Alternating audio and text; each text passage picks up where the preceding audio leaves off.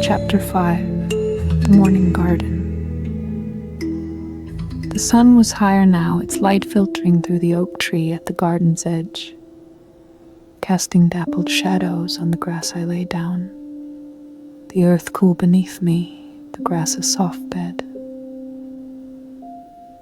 The sky above was clear, a blue so pure it seemed to hum. I stretched my arms out, my fingers brushing clover, and let my eyes drift shut. The garden sounds wove around me, the robins trill, the bees hum, the rustle of leaves in the breeze. They were a lullaby, gentle and endless, carrying me to a place where time was soft, where the morning could last forever.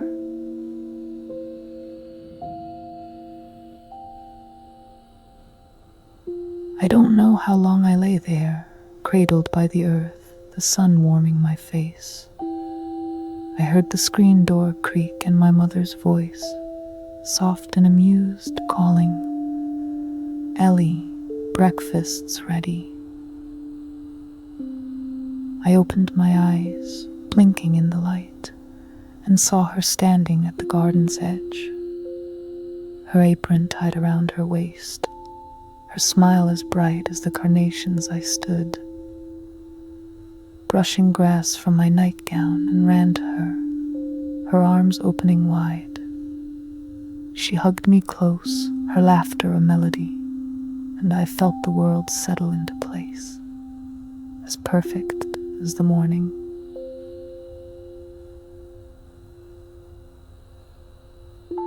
We walked back to the house, her hand in mine. The garden glowing behind us, the kitchen smelled of pancakes and coffee, and my father was at the table, his newspaper open, his grin welcoming. I sat down, my plate warm with golden pancakes, and ate slowly, savoring the sweetness, the warmth, the love that filled our little home. The morning stretched before me, full of promise, and I knew I'd carry the garden with me, its peace, a quiet gift in my heart. In my Vermont home, the memory of that morning bloomed like a flower, its petals soft against my soul. The rocking chair swayed, its creak a whisper of the breeze in that long-ago garden. At 72, I knew those days were past my mother's hands, the garden's dew, the house on Maple Street. But they lived in me in the quiet moments when I let myself remember. The mason jar on the sill caught the dawn's light, and I imagined it filled with the glow of carnations, the hum of a bumblebee, the song of a robin. Outside, the Vermont morning was waking, its birds beginning their chorus, their notes a faint echo of Willow Creek. I closed my eyes, my breath slowing, and felt the garden around me, its earth cool, its flowers bright. My mother's voice sang on, "You are my sunshine," and I let it carry me, a lullaby that never faded. As I drifted towards sleep, I was a girl again, lying in the grass, held by the morning, dreaming in the light of home.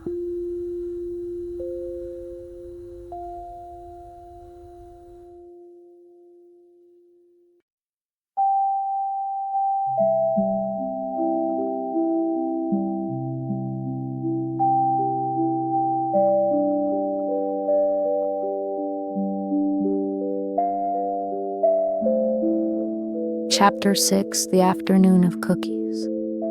The Vermont evening was soft and quiet, its stillness wrapping my small house like a quilt. I sat in my rocking chair, its gentle creak a steady rhythm blending with the hum of crickets outside at 72. I'd come to cherish these moments, when the world slowed and memories of Willow Creek rose like a warm breeze. My fingers brushed the mason jar on the windowsill, its glass catching a flicker of twilight, and I felt the pull of 1955. A summer afternoon when I was 10. In my mother's kitchen, surrounded by the sweet scent of baking and the laughter of friends, I closed my eyes. And there I was, dusted with flour, my heart as light as the cookies we made. It was mid-August in Willow Creek, Vermont, and the summer sun hung low, painting the town in shades of gold and amber. The air was warm, scented with cut grass and the faint sweetness of blooming honeysuckle. That afternoon, Lucy and I had been riding our bikes, the tires humming along the dirt roads, but a sudden sprinkle of rain sent us giggling to my house. Our hair damp and our cheeks flushed, the screen door swung open with a familiar creak, and we tumbled into the kitchen, where my mother was waiting, her apron tied, a smile already blooming on her face. "Perfect timing, girls," she said, her voice as warm as the sunlight streaming through the window. The kitchen was a haven, its yellow walls glowing in the soft light, the air filled with the comforting smells of sugar and butter. A wooden table stood in the center, dusted with flour, a mixing bowl at its heart. My mother loved to bake, and in Willow Creek her cookies were the stuff of legend. Oatmeal raisin for church picnics, chocolate chip for school bake sales, and sugar cookies for lazy summer afternoons like this one. "Cookies?" Lucy asked, her eyes bright. Kicking off her sneakers by the door, I followed suit. Our bare feet cool against the linoleum floor, and we crowded around the table, eager as sparrows. My mother handed us aprons, mine blue with tiny daisies, Lucy's a faded red check, and we tied them on, giggling at how they hung loose on our small frames. "Sugar cookies today," Mom said, pulling out a tin of flour and a jar of vanilla extract. It scent sweet and heady as she opened it. We started with the dough, a ritual as soothing as a lullaby. My mother measured the flour, her hands steady, the white powder sifting through her fingers like soft snow. I cracked the eggs, the shells breaking with a satisfying snap, the yolks golden as the sun outside. Lucy stirred the sugar and butter, her wooden spoon clinking against the bowl, her tongue peeking out in contemplation. "Not too fast, Lucy," Mom said, her voice gentle, guiding us like a song. "Let it come together slow, like a dance." The kitchen filled with the rhythm of our work, spoons stirring, bowls clinking, our laughter rising like bubbles. The rain pattered lightly on the roof, a soft counterpoint, and the radio on the counter played low, Nat King Cole's smile weaving through the air, its melody smooth and warm. My mother hummed along, her voice a quiet thread in the music, and I felt the world shrink to this moment, this room, this joy. The dough came together, soft and pliable, and we dusted our hands with flour, the powder clinging to our fingers like a secret shared. We rolled the dough on the table, the rolling pin gliding under my mother's hands, then mine, then Lucy's. The surface was dusted with flour, a canvas for our creations, and we pressed out circles with an old tin cutter, its edges worn but sharp. "Make them even, girls," Mom said, but her eyes twinkled, not minding our lopsided shapes. Lucy cut a star, giggling as it stuck to the cutter, and I tried a heart, my fingers clumsy but happy. The dough smelled of vanilla and sugar, a promise of sweetness to come, and I breathed it in, my heart light. My mother slid the trays into the oven, the door creaking open with a rush of warm air. We sat at the table, waiting, our aprons dusted with flour, our faces smudged with it too. Lucy drew a smiley face in the flour on the table, and I added a flower, our fingers tracing patterns as we talked about nothing important. Fireflies, the river, the county fair coming next week. My mother joined us, her hands folded, her smile soft as she listened, her presence a steady anchor in our chatter.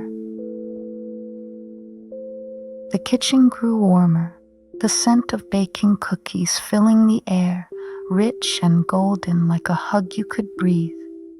The rain had stopped and sunlight slipped through the window, catching the flour dust in the air, making it shimmer like tiny stars. I leaned back in my chair, my bare feet swinging, and felt the moment hold me, as if time could pause, as if this afternoon could last forever. Lucy's laughter was a melody, my mother's hum a harmony, and the kitchen was our world, safe and warm. Chapter 7. The Porch at Moonlight. The Vermont night was a gentle embrace, its quiet seeping into my bones as I sat in my rocking chair, its creak a soft echo of time at 72. I'd learned to love these still moments, when the world hushed and memories of Willow Creek bloomed like stars. My fingers traced the mason jar on the windowsill, its glass cool under the moonlight, and I felt the pull of 1955, a summer evening when I was 10, sitting on our porch, wrapped in the warmth of family and the song of the night. I closed my eyes and there I was, swaying in the dark, the air alive with whispers. It was late August in Willow Creek, Vermont, and the summer evenings were a gift, soft and endless, scented with grass and lilac. That night, the air was warm, a gentle breeze stirring the leaves of the oak tree in our yard. The day had been full. Lucy and I had spent it building a fort from old blankets in the backyard, our laughter ringing until the sun dipped low. Now, as the stars began to peek through the indigo sky, I was home, my bare feet dusty, my heart light with the joy of being 10. Our house on Maple Street had a wide front porch, its wooden planks worn smooth by years of footsteps. A swing hung at one end, its chains creaking softly, and a pair of rocking chairs sat by the door where my parents liked to sit after supper. That evening, the screen door was propped open, letting the night's cool breath slip inside. My mother called me from the kitchen, her voice a melody over the clink of dishes. "Ellie, come out to the porch," she said. "It's a good night for stories." I ran outside, my cotton dress swishing, and found my parents already there. My father sat in one rocking chair, his pipe unlit in his hand, his eyes crinkled with a smile. My mother was on the swing, a glass of iced tea sweating in her hand, her hair loose from its bun, catching the moonlight. I climbed onto the swing beside her, the cushions soft, and leaned into her arms slipping around me like a familiar song.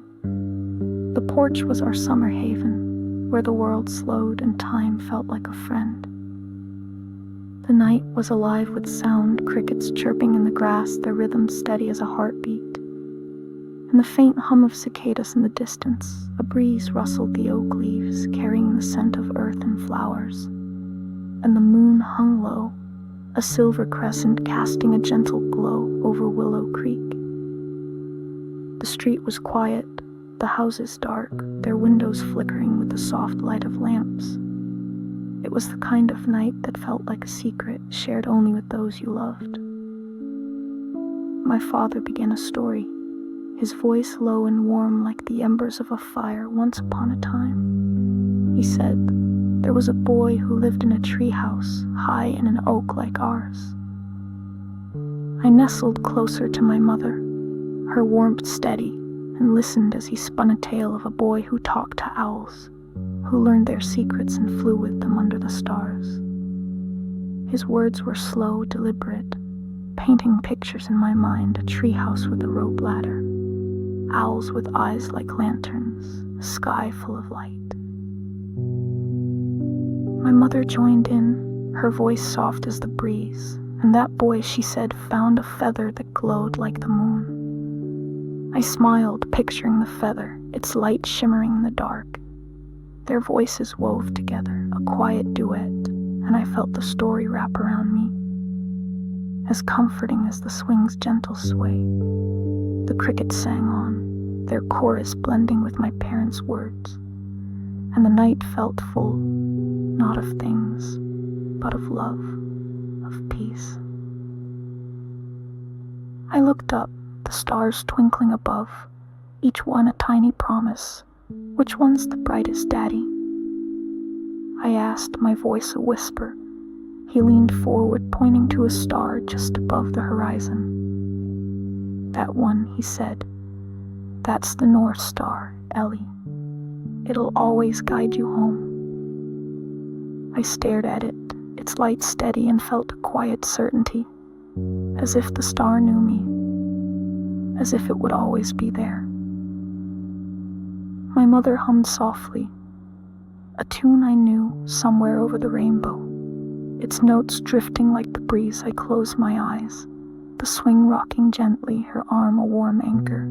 The porch creaked beneath us, the wood worn but strong, and I imagined we were floating, carried by the night. The stars, the stories. The air was cool now, brushing my cheeks, and I breathed in the scent of grass, of summer, of home. We sat there, the three of us, as the moon climbed higher, its light spilling over the porch, painting shadows that danced on the planks. My father's story faded, replaced by the quiet of the night, but his voice lingered, a low hum that matched the crickets. My mother's humming softened, her hands smoothing my hair, and I felt my eyes grow heavy, the world blurring at the edges. The swing swayed, a gentle rhythm, and I was a girl again, held by the night, by the love that filled our porch. Time for bed, Ellie, my mother whispered, her lips brushing my forehead. I nodded, sleepy, and let her guide me inside, her hand warm in mine.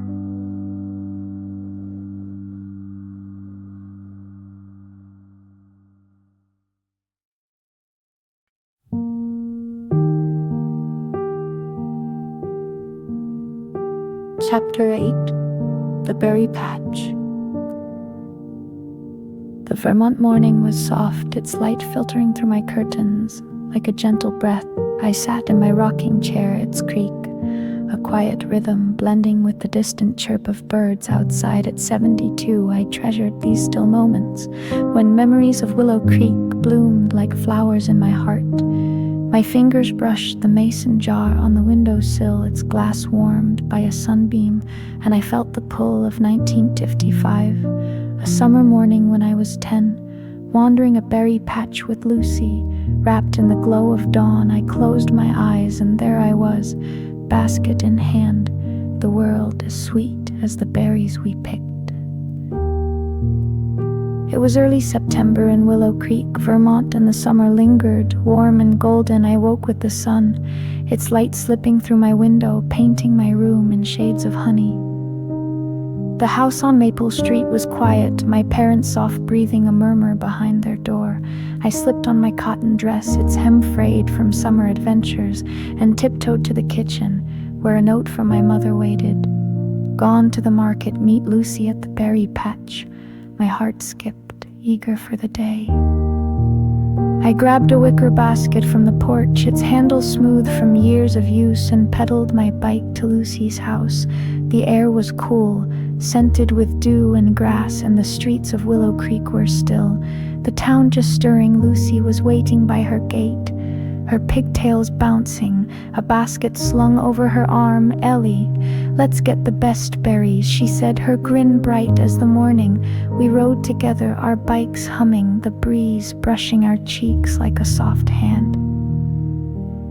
The berry patch was on the edge of town, a tangle of blackberry bushes tucked behind the old mill.